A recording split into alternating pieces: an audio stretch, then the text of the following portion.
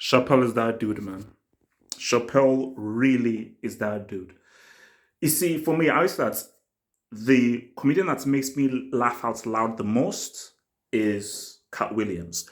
But in terms of just the craft of coining jokes and delivering a message that perfectly mixes comedy and real life, this guy's a freaking pro. Like when the punchline hits of the show and he hits the very point, you're gonna be like, wow.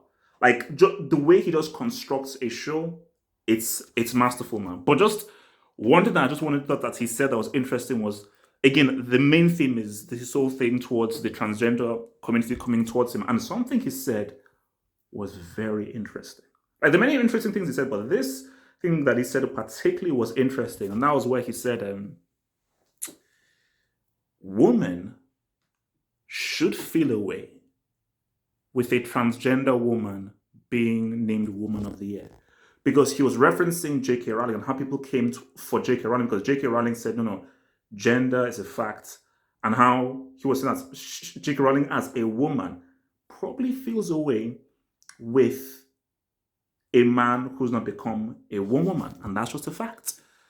So it's like, because he made the point, so Bruce Jenner was named Woman of the Year. How are you Woman of the Year? And then the points he made of with regards to, okay, you're Woman of the Year. Have you ever had a period? Have you ever given childbirth?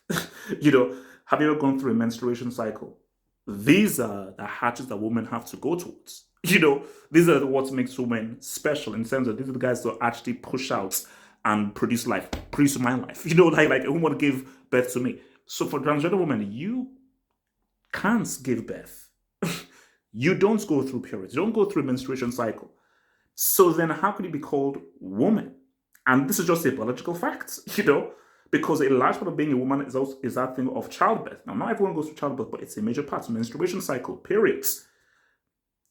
So it's like, which is why I always say, look, I have no beef for anything. Look, you can do, as long as you're not harming anyone, you can do whatever the hell you want.